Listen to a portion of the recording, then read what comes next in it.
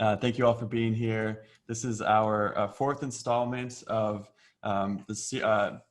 distance learning the fourth installment in the series, teaching parents best practices for distance learning environment. And today is all about emotional intelligence. And we're going to uncover the role that emotional intelligence plays in the academic success and achieving goals. So today what we're hoping is parents will learn how to support your child and in their EQ development through critical thinking, self-reflection, and problem solving. So thank you all for being here. If at any point you have a question, feel free to, there's a Q&A box that you can open, ask your question, and then we will be able to answer that live for you. So what I'd love to do is introduce who Accelerate Learning Studio is and the team here today that's going to present on the topic. So first we have Chris Kim. She is the founder and CEO of Accelerate Learning Studio. She has well over 20 years of experience as an educator and a mentor for youth, guiding college-bound students for the last 10 years. And she's also served on the boards of several mission-oriented organizations. We've got China Norwood. She's one of our most experienced academic coaches, and she oversees and trains all the other academic coaches found within Accelerate. And among those many talents and achievements, she's also served in the U.S. Navy and has worked in classrooms as a mentor and tutor for refugees. And finally, Jimmy Kim, the co-founder, and has also worked with youth over the last 20 years, bringing his master's degree from Harvard Graduate School and Education. And right now he's also working as a consultant and works with Google as an instructional designer. All three people here have a lot of amazing passion in supporting students, children, and their families to provide holistic support and helping them realize their full potential and dreams. So very, very awesome group here today for the topic of social emotional learning. Next, I'm going to hand it off over to Chris. She's going to tell us a little bit more about how parents are currently feeling and the current challenges that you're navigating with the new distance learning environment. Yeah, so it's been awesome last 4 weeks that we were able to engage with the parents and students in this new learning challenges and learning environments that we had to navigate. This time we're a little bit more equipped than this past spring when we're all thrust into a situation that we were not prepared. Looks like almost all schools in the US have opened, and the remote learning is going well under like a week or two already. So parents, how do you feel about the current e-learning challenges? How do your students feel? Do you feel it is well structured and going well? Have you planned as you plan, or is it do you feel the frustration and the anxiety building up? The e-learning, we're all experiencing it as a first time, and there's some confusion, stress, and then as a parent, we're working parents as well too, and we have 2 kids at home doing the remote learning. And first 2 weeks again, there was a lot of new things that we had to learn. So we felt very overwhelmed first 2 weeks, and things are going a little bit better this week as we navigated with our students and the teachers from the school. So what we hear, from most from parents about their current challenges are, they have to deal with the unpredictable situation. So we would like to bring some solutions and suggestions that we have been using in our learning studios over the past 3.5 years, and wanted to share some tips and guidelines that we think it's a solid practice. So yeah, shoot us some questions, any situations you want us to address, and then we will, as we navigate the topics, we will we'll try to address some of those things.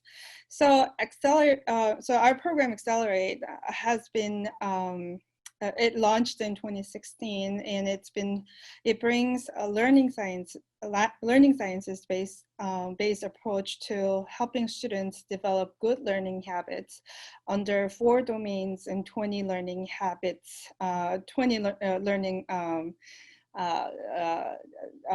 learning strategies and the habits. So we aim to change being confused to having clarity, and any parents and family and students feel stressed. We would like to bring some peace of mind.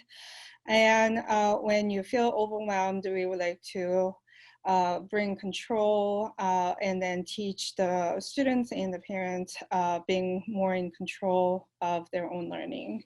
So in other words, we want our students to become more self-directed and independent in their learning, and have increased confidence and gain more meaningful and better learning. That's what we're here for. And then we've been able to bring that to our classroom way before this pandemic happened, and we would like to share some of those insights with you today. So Jimmy?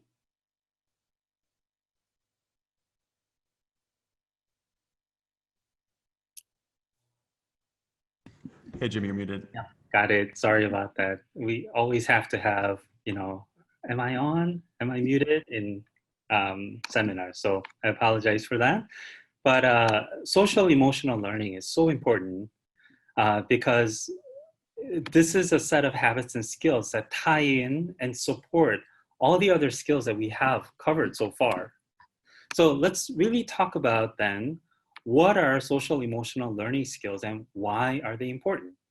So if I can ask you a question, why don't we, all of us, just do exactly everything we feel like doing whenever we feel like doing it, right? And, have you ever worked with somebody who knows a lot, but doesn't really care a lot? And the answer to that, why we don't do anything that we feel like just any time, which a lot of 3-year-olds actually do, the answer is self-regulation. And it is a vital skill, and we as adults generally do it without thinking much about it. One of the kind of life lesson that I took from a talk by one of my favorite leadership gurus, John Maxwell, is he said, no one cares how much you know unless they know how much you care. And to me, that holds a very deep wisdom because there are so many people who may know a lot, but the way they connect with other people, the way they show other people is really lacking. And I think we all have, ourselves know people like that or who lack that. And, we feel that there's just something that's off or, things that you want other people to improve on. And in schools, we generally call this SEL, or social and emotional learning. In an Accelerate, we call it self-regulation and social emotional competency skills. So throughout this presentation, we may be using that kind of interchangeably. So kind of in the world of academia, we say self-regulation is the control of oneself by oneself. And that's kind of what self-regulation is. And somebody who has good self-regulation can keep their emotions in check. Now, this doesn't mean you're not necessarily controlling your emotions, but at least you're influencing it as to begin with. And they can resist the impulse behaviors that could worsen the situation, and also cheer themselves up when they're feeling down. And there are 2 critical parts to social emotional skills. There's the emotional component as well as behavioral components to it, which we'll get into. So the social SEL is kind of in academia divided into 5 areas. there's understanding and managing one's emotions, setting and achieving positive goals, and feeling and showing empathy for others, establishing and maintaining positive relationships, and making responsible decisions. But I think all of this can be summed up in a little adage that our kindergarten teacher had, that she always tried to say to our kids: big problems, big response; small problem, small response. So knowing what is appropriate and training the kids to respond appropriately for the challenges that they face. And kind of rounding off why this is so important, this is a life skill for our kids, because improving social emotional skills in childhood enhances long-term well-being and economic outcomes as well. So Robert Wood Johnson Foundation did a study, a multi-year study of social emotional skills. And some of the key findings that they had was for every dollar that it was invested in social emotional skill building, returns over $11 in benefits. And it helps children successfully navigate their learning environment. And it carries over to high school as well as college. And a lot of times, especially with COVID now, we were just listening to a story on the radio of how some freshmen who goes into college dorms and the campus, and because they couldn't control some of their impulse for gathering in large groups and so on, we hear stories of groups of kids being quarantined, or even worst case scenario, being kicked out of school. And this just happened to one of the colleges in our neighborhood, Northwestern, where 30 plus kids decided to have a party, get a hotel room, have a party, and then school found out about it and they were expelled before school even began. Think about, one choice really changing the course of your life, right? And it really connects with not only likelihood of getting jobs and salaries, but also how they progress through developing their careers. And it also is tied in with physical health as well, and mental health as well. So there are a lot of great benefits that can come from having good social emotional skills. So how do we at Accelerate, and more importantly, how do we as parents support our students with social emotional learning competency? And we have identified kind of 5 areas under Accelerate that are based on a lot of the research that we kind of talked about briefly here. The way we identify and define social emotional competency is that the student is able to regulate his or her emotions, show delayed gratification and impulse control, to struggle productively with flexibility and adaptability.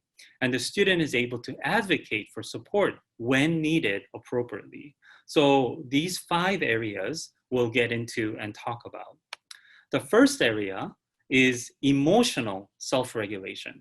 And we put this as kind of like the first item because I think emotional self-regulation and the state of being that we're in emotionally really sets the tone for learning. And I'm sure all the parents who are attending here, and as well as for myself, I'm sure we've experienced moments where you felt really ready for something, whether it's a test or a presentation or a task. But because of something, like you got yelled at by your mom or dad in our household, but or you get in a fight with a friend, but emotionally something really wrecks you. And then because of that, you just cannot think, you cannot concentrate. Those things really happen. Our emotions really dictate the state of mind for our learning and for our work. So emotional self-regulation involves control of, or at least the influence over your emotions. And this is really at the foundation of learning, to be at the right place emotionally to learn and have a positive attitude toward oneself and toward others, including peers and teachers, and in e-learning's case, toward siblings and parents as well.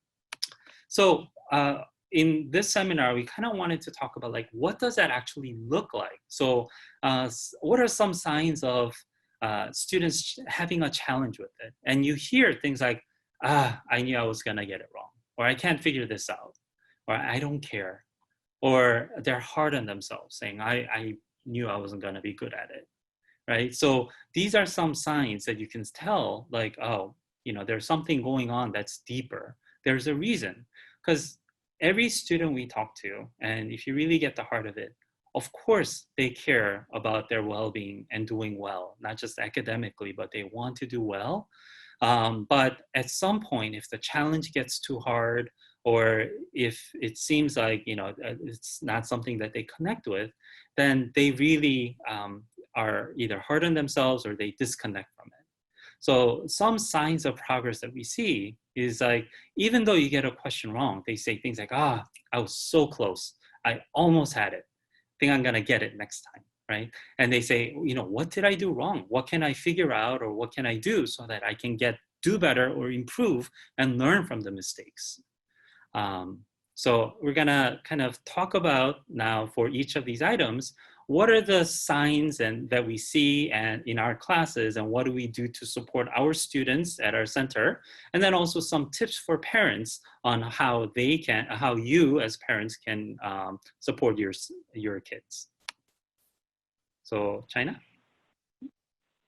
Hi, everyone. So as Christian explained, I'm one of the coaches that's been around for a while here. And certainly the ability to regulate your emotions is a key component of being able to do well, not only with our sessions that we do with students, but just in general and in the classroom setting, at home, and life. So we try to, in our environment, really get to know the students. That part kind of refers back to what Jimmy was saying about the caring part from his favorite quote. We all care deeply about our students, and we make an effort to get to know them so that we can pick up on the subtle nuances of their personalities as they come in. We often see kids come in and they immediately project a gloomy attitude. And so as coaches, that just becomes something that we immediately gravitate towards to say, hey, how's it going today? What's on your mind? You look like, we acknowledge it. You look like you're not feeling so great today. Talk about your day. And sometimes it has nothing to do with having to work on math or language arts. Sometimes it's something going on at home, but we still like to acknowledge what's happening because everyone's feelings are valid. And sometimes just having a welcoming, a listening ear can put you in the right mindset just to vent and just kind of get it off your chest a little bit. And then once you kind of got that out of the way and we've cleared the air, and it's like, okay, you're going through a tough time, or maybe you're scared about this unit you're working on, but we're going to get through it together. We'd like to consider ourselves coaches, and in line of thinking of ourselves as coaches, I also like to use the word partner. So we partner with them. We let them know if they're feeling a little snippy towards the coach or other students, we say, hey, we want to have a good learning attitude. I know that you might feel frustrated, but let's do your best, talk it out. We don't lash out at each other, kind of how an instructor and a coach would say, like, let's use your words. So we try to support them, understand what's going on, and then help them feel supported and remind them at all times that in this space where they're at is a safe space. It is a safe place to learn and to grow and to make mistakes and to learn from those mistakes. And we also highlight if students are doing great and they're having a great day emotionally. We say, hey, you really got through that tough question with a good attitude. You pushed through, and maybe you didn't get it right this time, but I like how you worked at it and you didn't give up. So those are some examples of how we support our students in the classroom. And I'll let Chris or Jimmy explain what else you can do at home.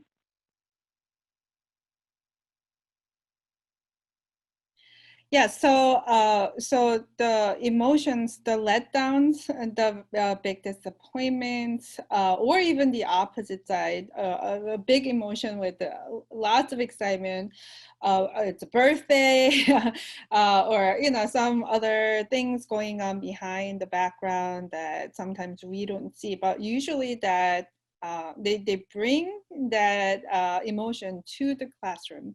So for in our classroom, just like any other school teachers, we only see them in a certain time and just a few times a week. And so we don't know what's going on. It's not our job to, to regulate everything going behind. And so now we're connecting with you as parents, how you can, help them at home. And one of the things that we've been consistently talking about is having a routine, and so that they are not going to be a victim of emotional outbursts, and that will happen. But when you have certain routines being built, so a lot of the negative emotions comes in because they lost their charger and the materials they did not bring, and there is a fight in the car getting to our studio. Even at home, even at home, right before, a minute before you go in, oh, where's my charger? Did I see this? Where's my workbook? And we suggested in our time management and organization that these things, the preparation can happen even the night before. So having those routine built in, and everyone knows what they're supposed to do, and have a clear checklist of things that the students can refer to, will really equip them and empower them that they can be ready, and also bring that emotional stability into the classroom. So you wouldn't imagine how much of those lists can really bring joy to your home. So even if it doesn't have to be pretty, it doesn't have to be those Pinterest worthy, but have a list of things and then schedule and the routine built in, will bring so much psychological security and safety into their minds. Another one that we suggest is creating a safe, calm environment. As you can see, I'm actually in the studio, and we do not decorate our wall, and that's on purpose. The study shows that having too much decorations, and of course you cannot change your home environment just because of this, but having a clean desk, and not only just environments, meaning that just visual looking, so physical space, but the a little bit softer lights, or sound, things like that, does it that will really help them to kind of calm down, and creating a safe and calm environment. Again, the last one Jimmy talked about, and then it's a very important component of the SEL, is actually naming, identifying the emotions they're feeling. So it is okay to discuss it. It is okay to be aware of what kind of state of mind and emotion they are in, instead of try to shoving it under the rug, under the table, and say that we will have to deal with it later. But if you can take time and using that reflection time we've been suggesting to discuss about that and how we can respond to it instead of react to it, is one of the first ways that you can deal with it. If you want to go a little deeper, there's the next slide will discuss about how you can actually even more predict it instead of reacting to it when it actually happens. So a lot of these situations can arise. So if you and your child can actually brainstorm some of these incidents or situation that could arise, and discuss about how and what will be a positive reaction and a response, or a negative one, and good choices and not so wise choices to do that, and then have the students actually feel prepared how to react to it. So we give some ideas in their minds and in the ears, and said that yes, we talked about this. Do you remember that? And what did we discuss about this? That will really give them a lot of confidence. Yes, I remember this. I've done this, and I know what to do.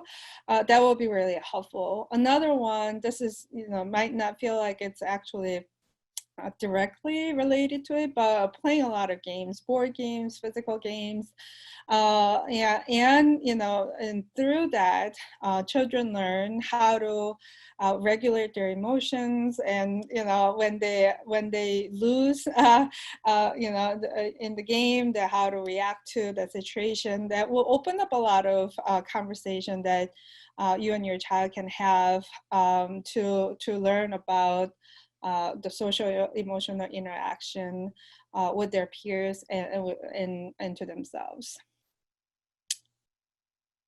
I know we have a lot of content to go over, so Jimmy, if you can do the next one, that would be great.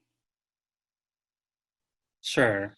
So this is just an example that we found very useful, especially for younger students, and we're showing examples from kind of relatively younger students so that we can talk about like how to apply for older kids. But having the kids, so this is a chart that helps the students kind of figure out what zone they're in emotionally. So you got your rest area, go, slow, stop, right? And then under each one, there are different emotions that kids can actually name, as Chris mentioned.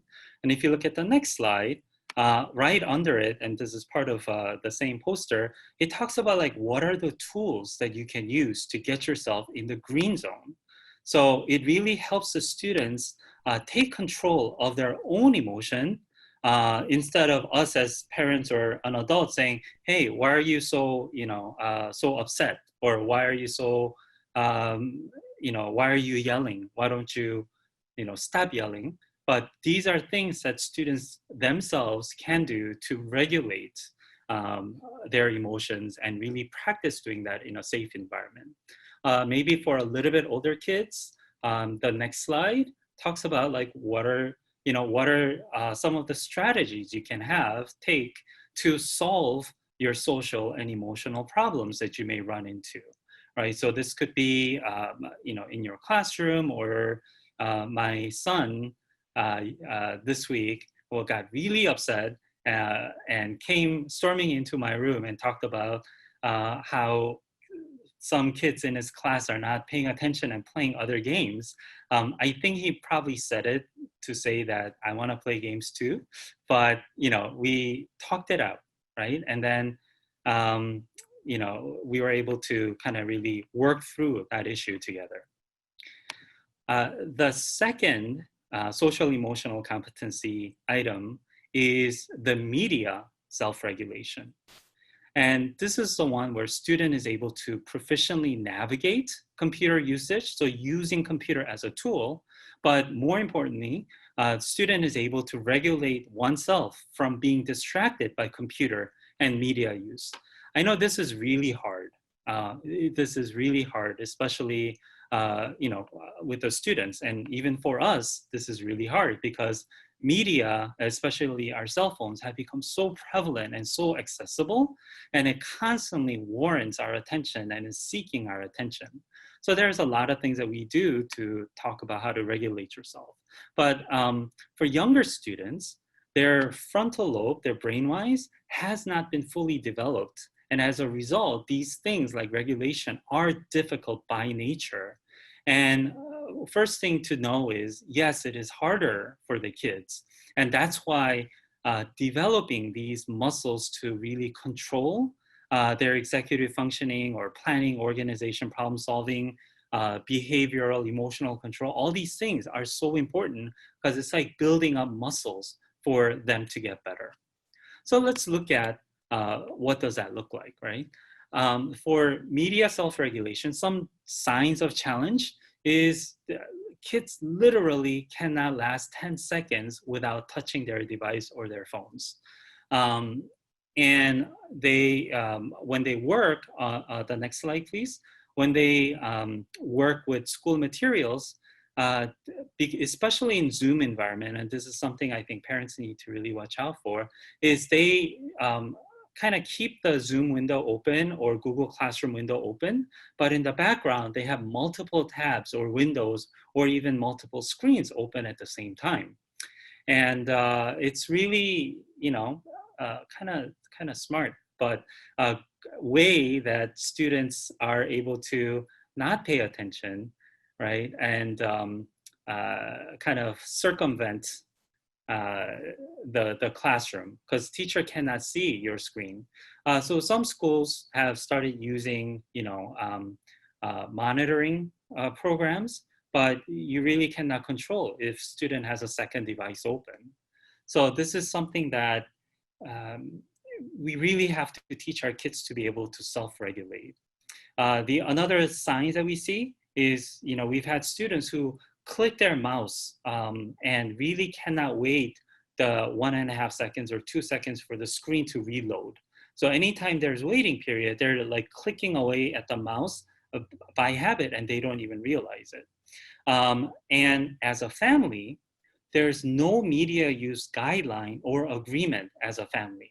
And this is something that our parents, we as parents, can really show leadership and kind of communicate what our values are by coming up with an agreement. And we'll talk a little bit about that later. Some signs of progress, on the other hand, is using devices appropriately as tools, right? So it's not the tool's fault, but how we use it.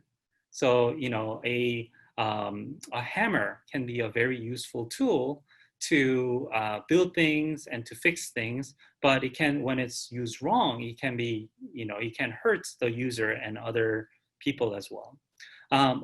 Students work on one task at a time and do them in a prioritized way, and they show really good pacing, and that's something we talked about when we did time management.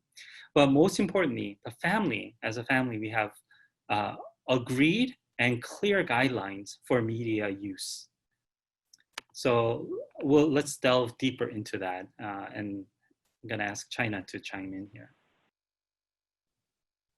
So here at our studio, we refer to our studio as just kind of the places where we're working currently online to administer classes for our students. Now, media self-regulation, of course, a student is not going to have a good experience if they are distracted by other devices.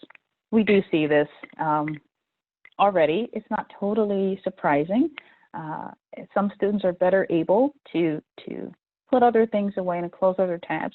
And we understand that all of our students have just growing brains and they are constantly inundated with media and devices. And even as Jimmy said, as adults, it's hard for us sometimes to pull away from what we're doing, especially if it's fun. I'm sure many of you have found that you get caught up sometimes in a Facebook stream of clicking, or YouTube because you've just fed more and more, and so it's really hard to pull away. So we like to support our students and help them to be able to disconnect. One of the things that we do that I love is that we have one website for them to go to where all of the various programs that they need to use are located. And so we tell them is when we get started and they're new, we say, hey, save this on your computer as a favorite, bookmark it. Okay? So that when you come in, all you have to do is click in one place and everything you need is right there. So we don't have them going to multiple tabs where you can get lost maybe in a click stream. One-stop shopping. Now that makes it easier. Even if they transition to someplace else, they're going to one website. We observe them. So if we find that they are clicking too quickly, we'll catch it and say, hey, you're going a little bit fast there. What do you think you could have done differently? You know, do you think that you could have gotten that answer right? I don't know. Well, you know, what happened? Well, I just just clicked on it. And we'll say, okay, well, what happens when you click on it? And so these more and more questions. They hate it, but eventually it helps them get to where they need to be, of realizing on their own, like, well, I need to slow down because I got the answer wrong and I ended up with a lower score than I wanted because I was not patient. And again, this takes time. Some kids, I find that they have a habit of just to kill time when they get distracted. They like opening up the developer screen and looking at all the code that goes into that. And I'll say, what do you have open there? And they're like, I don't know. I just open it up. And I'll say, why is that? And a lot of times maybe they don't know how to handle the problem that's on the screen, so they're looking for a distraction. And so that's the time when we say, well, what's going on? How could you solve this problem? And so that leads to a lot of the other areas that we've been talking about in these webinars, but just supporting them, observing their behavior as much as we can, and supporting them and gently guiding them back to where they need to be, and also exercising some patience to understand they are young and developing, and it's hard to do. And the other part of observation is really just seeing what's happening on that screen. If we notice that, nothing's happening, but they're laughing about, they're looking at a math problem, but they're laughing, they're probably looking at something else. So if a student continues to display this behavior, then we usually create a goal for them. And that goal is using your media time wisely. And so then our coaches know to help that student at the beginning, say, hey, make sure you have all your other tabs closed. We're going to set a goal of working on this, and just support them until that stronger habit of staying focused on what you need to do is in place. And Chris? So let's face it, the media time is going to stay here with them and with us, right? So we will not be able to just shut it and then prevent them from accessing it. It's as an adult, our responsibility to teach our kids how to use this media responsibly. So even in our studio, we do give a little bit of time at the end, if you like to, almost as a reward, that if you can control your impulse visiting these sites or playing these games, but we set a clear goal at the beginning, and if they achieve it, then they are allowed to visit the sites or things that they want to do within the boundaries that we set. So those are the important things. So as at home, you can also do the same thing. Set an age or a maturity appropriate boundaries, and let them know that media usage is a privilege. And so we have a saying at home that freedom, privilege, and trust are earned but not given. Meaning that they will have to understand that being able to use this media is, a big privilege, and it's important for us to learn and know how to use them appropriately and responsibly. And I know that many students in school, they go through this digital citizenship so that they're not addicted to unhealthy media usage behavior. Or not to become a victim of identity theft or any other things. At home, discuss what is appropriate media usage, meaning that what kind of materials they can access, what kind of sites are allowed and not allowed. Don't be surprised after you receive some sort of information from the school that your student has been accessing this type of the material, or what is a appropriate amount of time.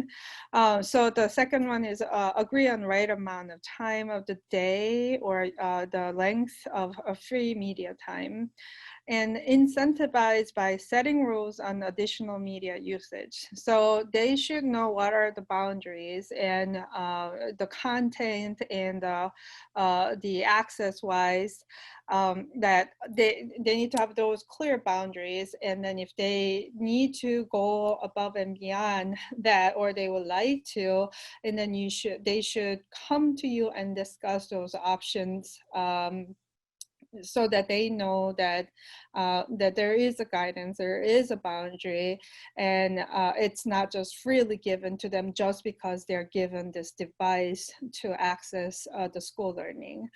Regular supervision is required by an adult, responsible adult at home, as an accountability and checking. We go to as detailed as checking the browser history. And by doing that, we can tell that whether if they're not doing, if they're, accessing some materials during the class time that they're not supposed to access, or the materials they're accessing. And if they delete it and we don't see the history, that also shows signs of dishonesty in their behavior. So that will be a great discussion point as well. I'm sorry. Yeah. One thing to add to that real quickly is when we check on the student's device history or the web history, we always make sure we talk to our kids about that beforehand and let them know, in order for you to use device, this is the agreement we need to have, and you need to agree on in order to use it. So it's not something we spring on and like, aha, I caught you. And then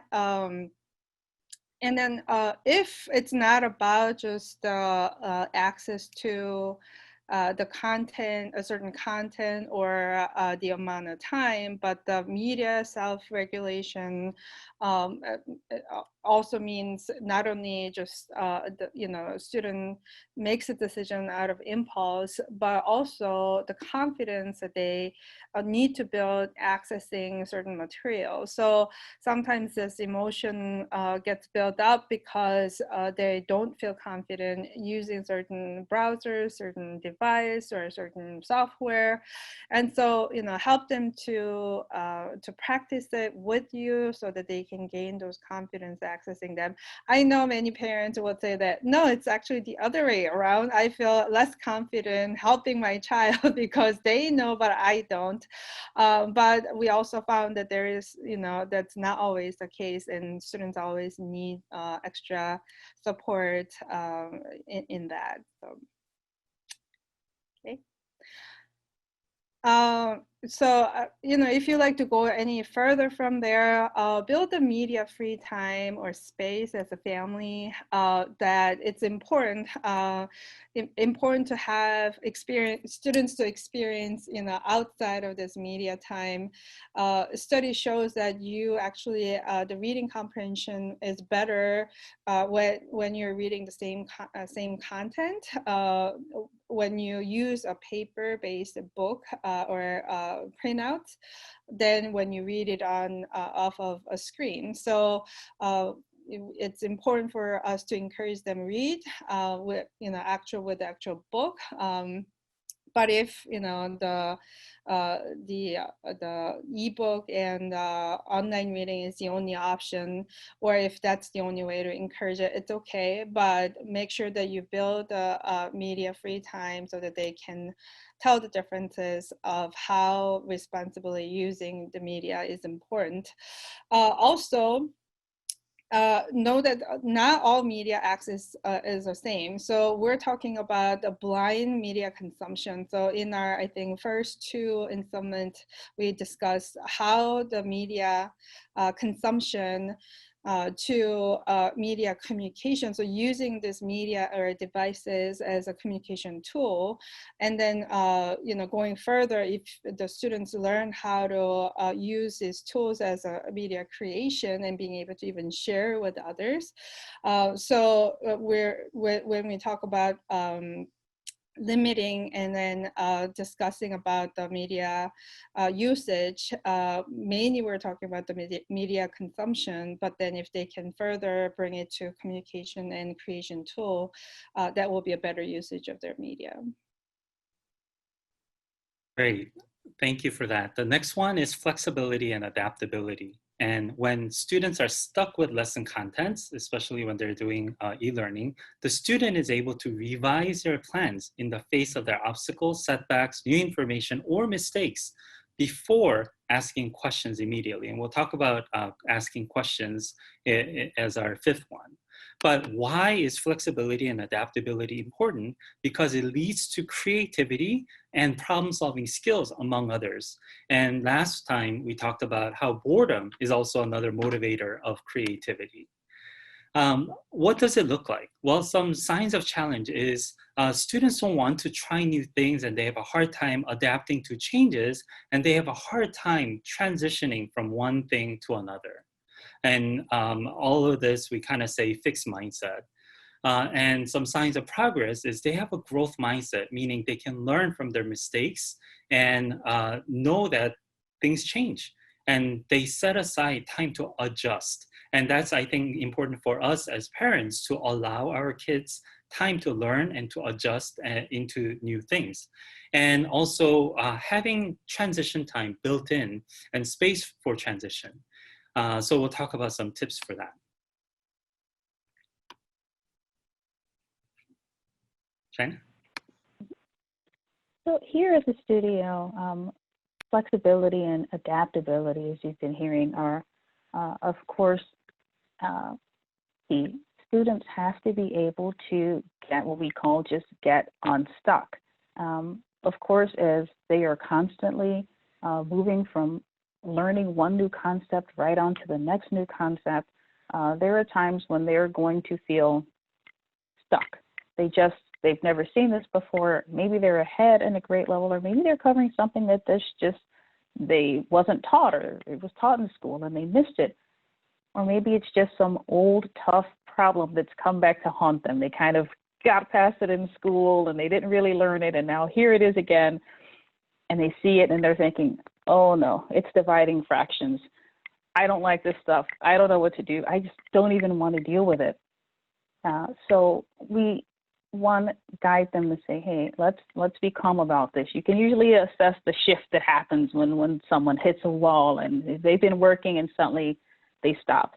Maybe they've just started drawing on their notebook or on their screen and they're not even trying.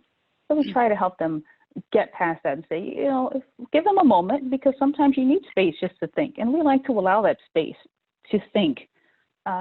If the student can't move past that space, then we guide them to start asking themselves questions and say, well, what can you do? What resources do you have available to help you with this?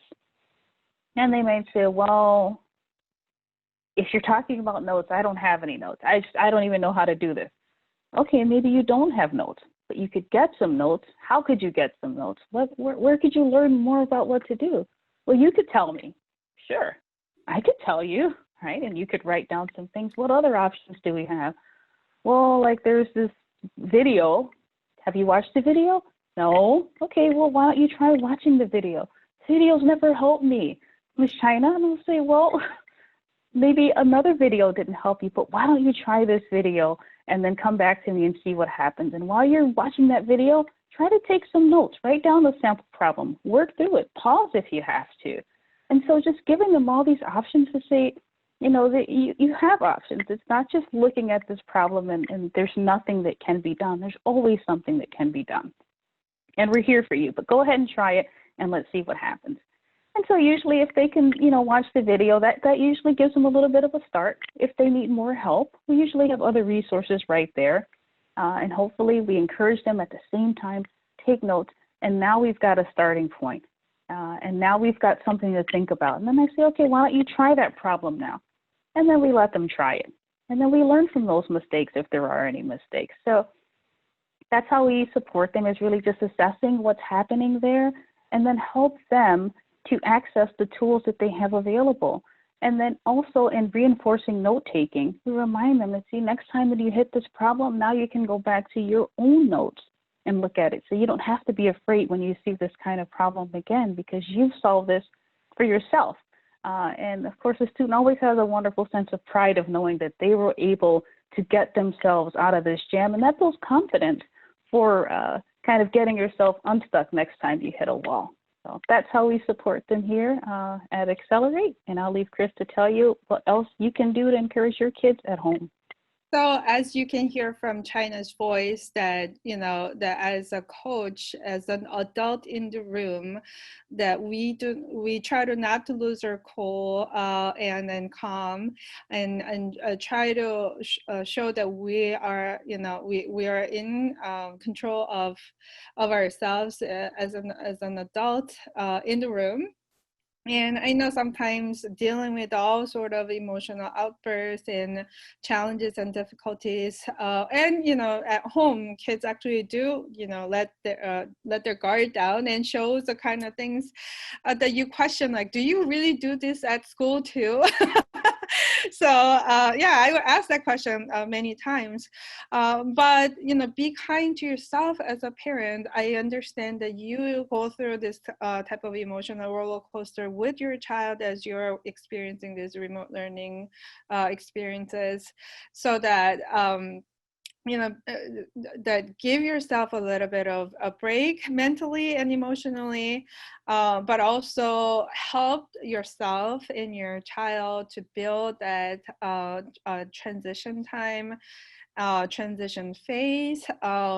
And when you are actually working with certain problems, your child, and they can't, and then they get really frustrated and wanting to walk out, give yourself a little bit of break from it, and give them a little bit of break to come back and to work on it again. When you look at it in a different angle, sometimes that break really help them to be able to see things in a different angle. Anticipate transition and warning of like that 5-minute warning before moving into different activities, different things, will also really help them to have that, taking a little break, water break, and a physical break. Walking around in the room or to move to a different space will also help. But also mentally building that flexibility and adaptability. There's a great, there's great resource material.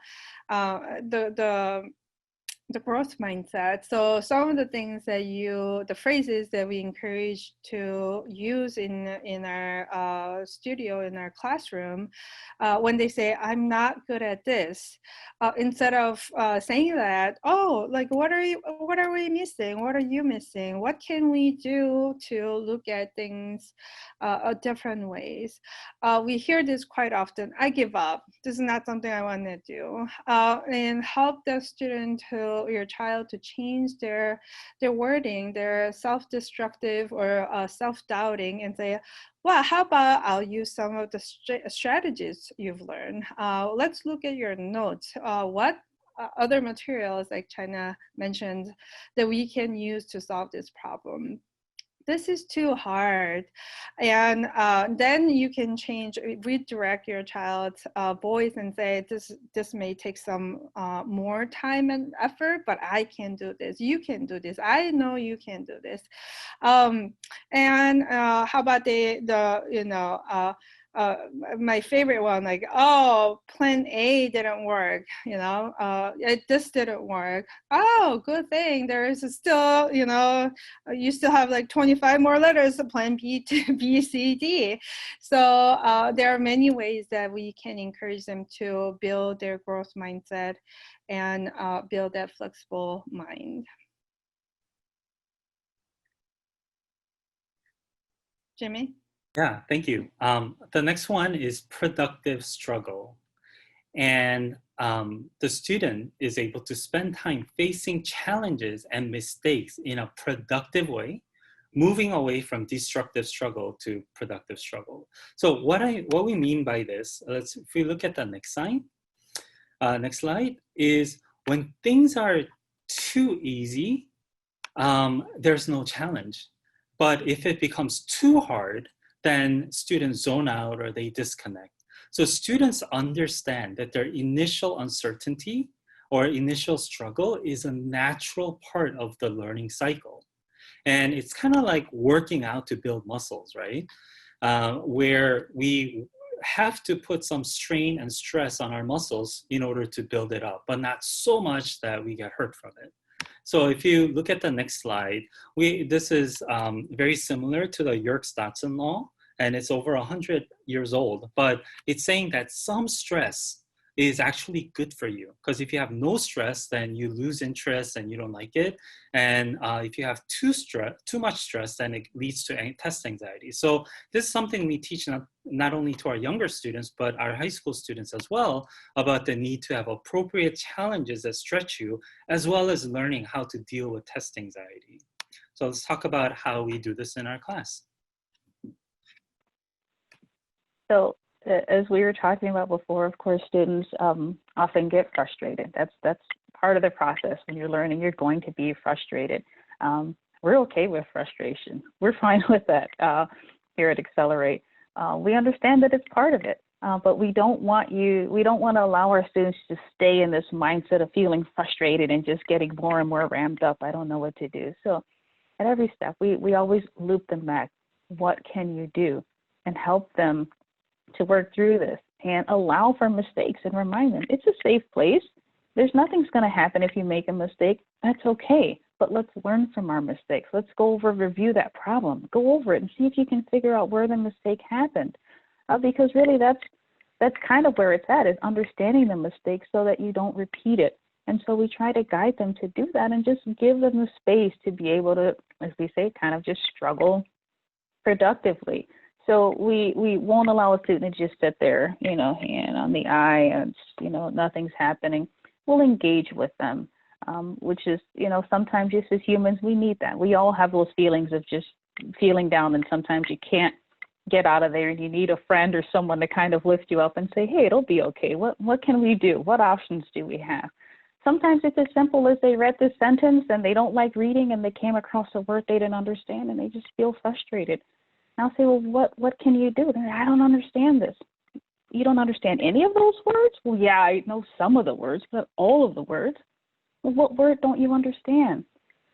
So they said something about fatigue, and I'm like, oh, fatigue? Yeah, I don't know what that is. Could you find that out? Yeah. Wait, I can use Google? Is that allowed? Sure. Why not? You can use a dictionary and figure out a word that you don't know. And then they're like, oh, okay. And they go look up the word and they're like, oh, it means being tired. Oh, I get it now. I see what they're trying to say. So we try it and I'll say, okay, so what can you do next time? Can you think about the context? Like have clue about what that word means? Yeah, I could do that. And could you look it up? So then we just kind of remind them of the strategies that they themselves were able to use to get through that problem so that they can use those strategies next time, so that they're not always so quick to just throw their hand up, but over time they learn how to find the tools on their own to help them get through when they hit those walls and when they start to feel nervous and anxious. Chris? Yes, so being at home, that you have actually a little bit of advantage using this strategy, building that productive struggle, being mindful of the time. I'll try to be brief. Help the student and yourself, help your child to prioritize and say what is really worth trying. It also means that what is a good enough challenge. So if you already said the challenge itself, the problem itself is too difficult or too easy, it is really hard to find that productive struggle to happen. We want to move away from our typical default as a parent that we want to save them. We don't want them to struggle. We want them to just being easily solve these problems. But what we actually have to do, our role as an adult, is actually do set up those challenges. But with the second point, have a clear entry point and say that it's okay within these boundaries, that it's okay to struggle. And we use this analogy quite often. that if you go to the next screen, the playground. Playground is a familiar place for the kids. It's a safe place for the kids, and in when they're little, they cry when they fall, but we encourage them. We want them to go back and try it again, and learn what works and what doesn't work for you, and that's how we should approach our with our students for their academics. And not being able to struggle is not always the best thing, but we have to really watch and see the clear sign of what will be a productive struggle for them and what is worth for that struggle.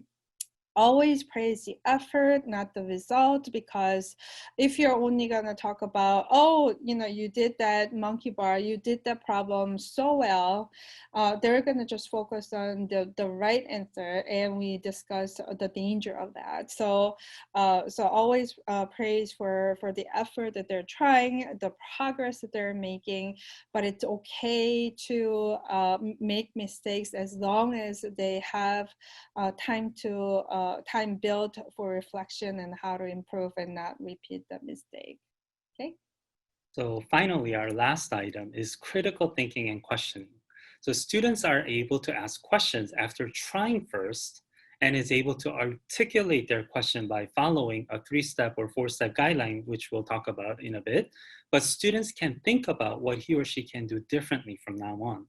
So to critique something, or critical thinking, to critique something means to break it down into smaller parts. So for example, a food critic will talk about not just the taste, but a lot of other components about the food. So critical thinking and questioning does the same thing with problems, situations, challenges, and questions as well. So some signs of challenge that we see is students who immediately raise their hands for support or help at the first sign of hurdle. Or they say things like, oh, I'm not good at such and such thing, or I don't like whatever. Or they don't ask questions at all. Even though when it's clear, you see the student is struggling, they just got 12 questions wrong in a row, but they don't ask any questions. Some signs of progress is the students critically thinking through the problem, break them down into parts, and ask questions appropriately. And often we hear positive self-talk and perseverance. China? Right. Sorry, I realized I was still muted there. Okay, so critical thinking, asking questions. This part is sometimes really tough for them. Once they've got it, not so bad, but getting them there is often a challenge initially. These are really good skills to have, not just for us. These translate really well, perfectly into the outside environment, and of course, even into adulthood. So we have a student, the hand has gone up, they don't know what to do, and ones that don't have this down, their response is just to say, I don't get this. And actually throwing the hand up and saying, I don't get this is a little bit better than just failing, like not even being engaged at all. So I'll take that. All right, I don't get this. What does that mean? What don't you get? I don't get this question at all. Well, what is the question? Have you read that question? I read it. Did you read it again? No. Why don't you read it again? Maybe they'll read it again. And they'll say, yeah, that's what I was telling you. I don't get this. And I'll say, well, what do you think the question is asking you? Can you rephrase this question in your own words? Maybe you'll get a little pushback. And if you just patiently give them the space to think through it, usually a student can then rephrase that question and to at least try to explain what it's asking. And sometimes that's all it takes. They just need a different way to think about this question to move past. They're like, oh, wait, never mind. I don't need you anymore. And I'm like, all right, that's fine. Good, keep going. Sometimes they rephrase it and they've said, I already get that and I tried it and it's wrong. I don't know why it's wrong. Then the next step, well, what have you tried? So then we go over what they've tried. We try to help them identify for themselves what went wrong there. And maybe your answer like, well, is that, you told me that the question was asking you to multiply something, but what did you do? Oh, I divided. Well, now you found the problem. And sometimes we need to just take them back again. So, all right, you tried something, it didn't work, you feel like you're following the instructions, it's still not there. Then what other strategies can you use? So at every turn, we try to get them to go back and think about what they can do. So we have these 3 or 4 questions that we have students to ask us when they get stuck. So before you reread your question, you're still stuck. And so we tell them, rephrase this question in your own words, explain what you've tried, and then go back and then explain specifically what part of the question are you not getting. And then we talk about maybe a 4th step of saying, what other strategies could you use to solve this problem? So we try to teach our students to ask questions using these 3-step guidelines or even the 4-step guidelines, and it's really effective. And most times, if they learn to do this, they can do this then on their own before ever raising their hand. They internalize this over time, and then they can do it themselves. And then the hand raising just really goes down. And then again, that sense of confidence gets just boosted up because they know how to solve problems for themselves. Chris? Yes, so what this 3 to 4 step questioning is, what it does is actually activated their mindset from being passive learner to an active engaged learner. So they will, instead of saying that you tell me what to do, but we're engaging them to really critically think, and a lot of times they don't know what that means. So you might have heard about the critical thinking as a 21st skill and very important skill going forward. But we as an adult, even though we don't even know how to activate them, how to help them to grow in that area. And it can be, as we suggested, very simple as asking them that what part do you not understand, and what part do you understand, and the part that you understand, can you rephrase in your own words? And by that exercise, they really can see themselves like, be able to distinguish the part that they do understand, they don't understand. And it's also a gauge for adults that it could be really the content is way difficult or challenging for the student, even if they already have gone through that. It really need a little bit more instructions or a different way of engaging the material. So think about how the students will really use this strategy, because they will fail. It's not if they fail, but when I fail, what do I do? What are the strategies that I can come up with? And so these are the things when I fail, or when I fail instead of if I fail. And it is a very value-driven decision-making that you can talk about as a family, as a personal value with your kids, that when they face these difficult challenges, how they're going to engage with this with the struggle and challenges.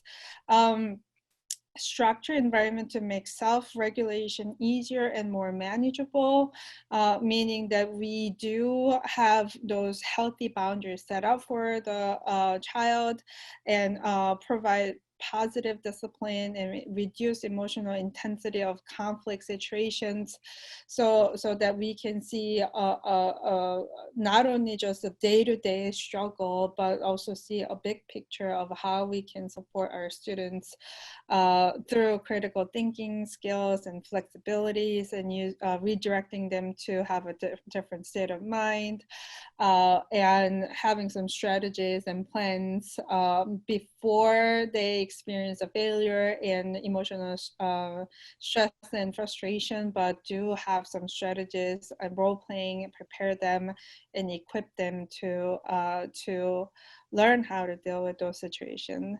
And then as a last suggestion, highlight natural consequences of a poor decision-making, so that they will know this as not by a setup as a failure for them to do, or punishment from the parents, but then they learn from it. So in our studio, students go through this they raise their hands and they say, I don't know how to do this, or they just simply like get frustrated and all that. But then, with the device that we set up as at the beginning is setting the goals, discussing about those learning strategies, and then at the end build the time to reflect, and using all these strategies, how to be prepared emotionally, how to deal with challenges, and how to think critically so that we're not stuck, and how to get out of the problems, will really help them to be able to meaningfully reflect and then change any course of action next time come around. Okay. So we're at the end of the webinar. Thanks for sticking with us over time. It's already past 12. At this time, we would love to receive any questions, information, and that you would like us to address. That would be great. We do have some resources. So we talked about goal setting, time management, and note-taking in our previous webinars series. Christian, will we have this available at some time for the recordings or the videos? Yep. So everyone, whether you were with us in the first goal setting all the way throughout this one, or this is your first webinar, everyone's going to receive all the recordings of all 4 webinars that'll be available on our YouTube channel. And then you're also going to receive 2 worksheets. One is going to be our daily success plan to help students plan their goals and meet their goals every single day. And yesterday, can you remind me the additional worksheet that we had from last week's webinar, because that will also be included? But that was a note-taking template, and then the bookmark from today as well. Correct. Awesome. Yeah, thank you. So all those will be available for you to download, implement them at home with your student and children. So that'll be all made available via email after today. Yeah, and more importantly, I know a lot of people have been asking us about like, what do you actually do in the studio in the online program? So we wanted to offer a free 2-week trial for we'll send the information, but anyone who attended a 2-week trial of our program, so that you can kind of see what it's like.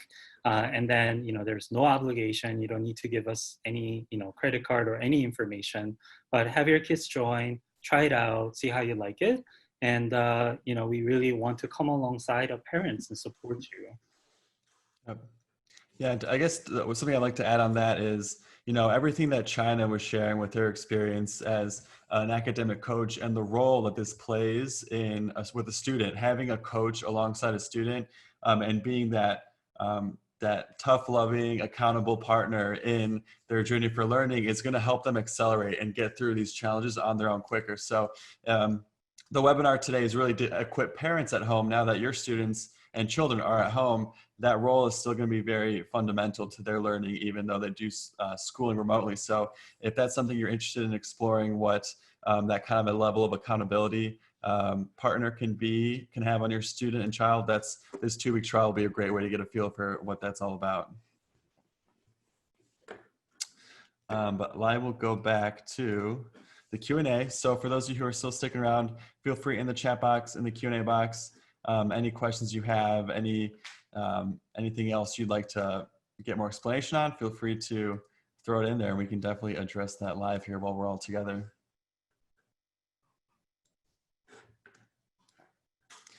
Actually, I do have one question that came in. What kind of boundaries or rules are going to be appropriate for media for my child who's in 5th grade?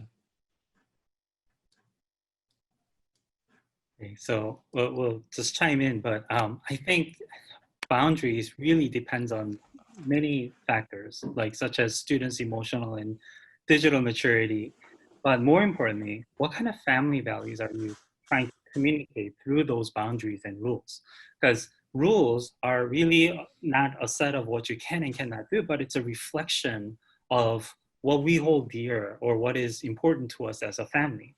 So as parents, I think it's important for us to be clear about these values and then connect those values to the boundaries so that you get, first of all, buy-in from your kids and they understand that these, time limit on media, for example, it's not there just to, stifle me, but it's a reflection of time as a family being important.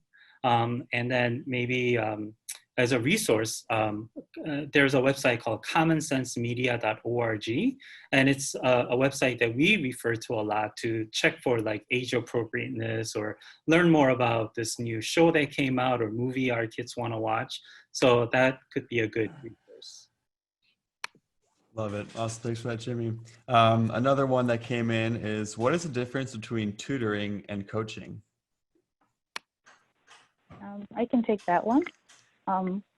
In tutoring, you have someone there that's really just teaching you all of the information. And that's fine. So a tutor is there and they're going through various lessons and teaching you something. But when you are coaching someone, like I said earlier, you are partnering with them. So we, as that analogy is, we teach the kids how to fish. So if you think about it kind of in a sports analogy or any other kind of analogy you can think of, when you have a coach, your coach trains you. And that's what we like to do. We like to take all of the information that we've been talking about in these webinars, timeliness, note-taking, being patient, being comfortable with failing and finding solutions. So all of these are kind of the training things that we put in. And in real life, a coach does just that. They train you. They prep you in one way or another so that you can go out there and be successful. We try to follow that same model. Your coach doesn't then go out there and run the race for you or play the game for you or go after the instrument, the recitals.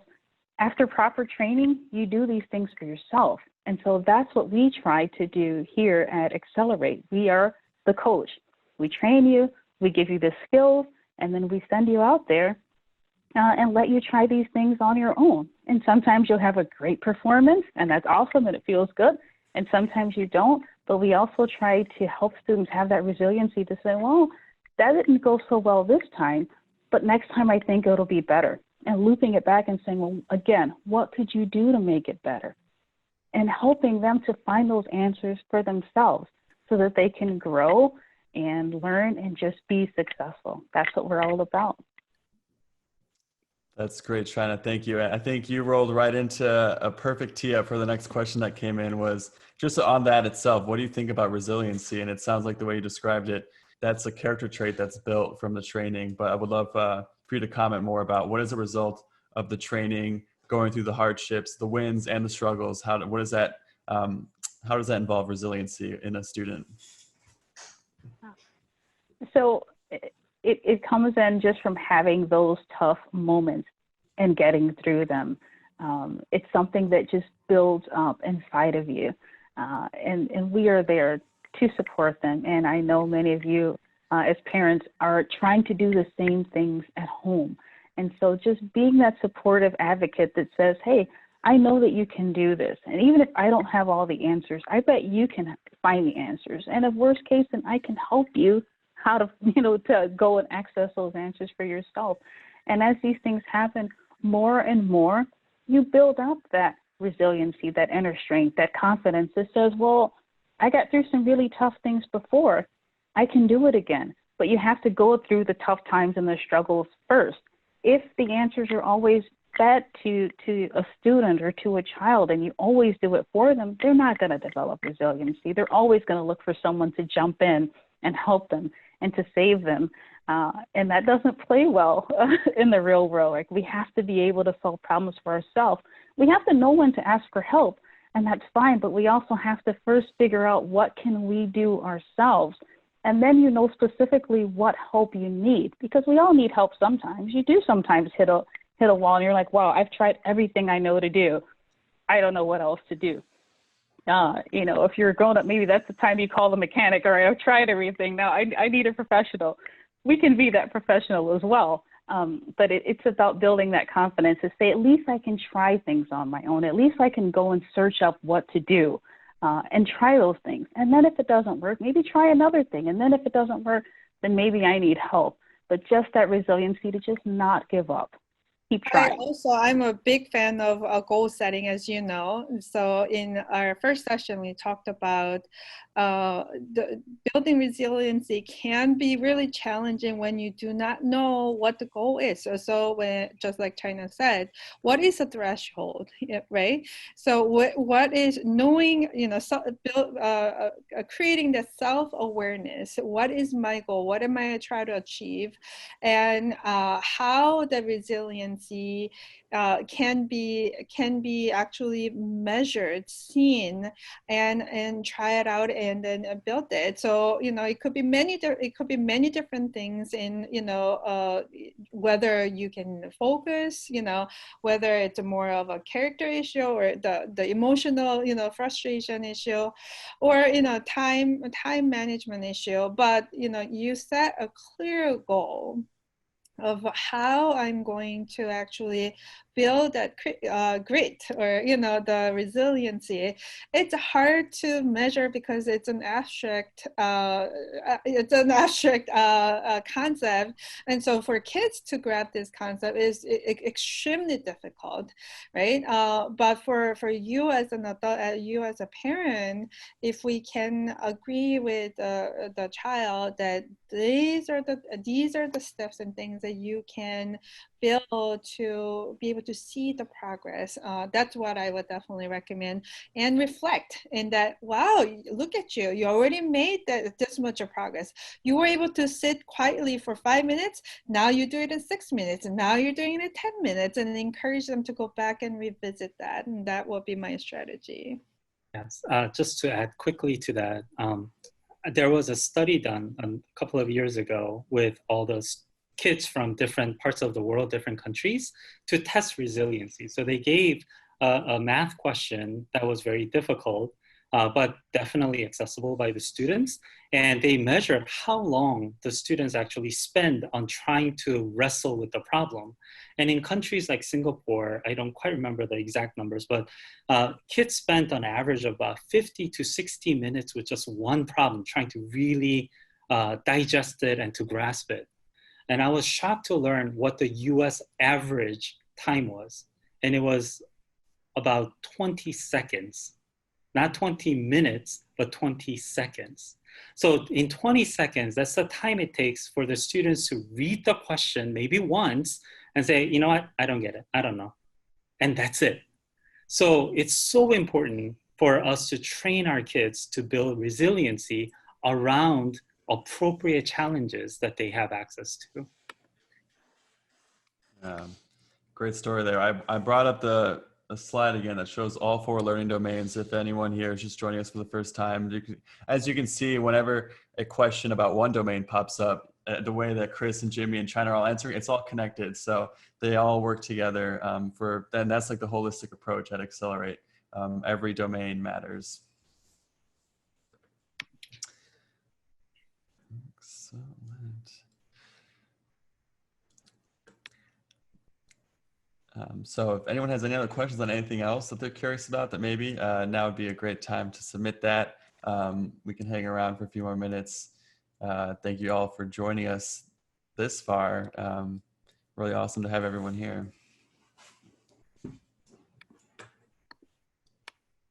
Well, thank you everyone for your time, and please feel free to reach out to us for any questions or resources or trial.